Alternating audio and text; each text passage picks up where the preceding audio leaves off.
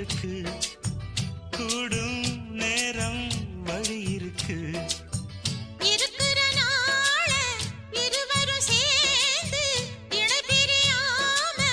கழிச்சிட வேணும் ஏதோ ஏதோ சொல்ல தோணும் அட உன்னோட ஒன்னான மூணாகும் அது இப்போதும் எப்போதும் தேனாகும்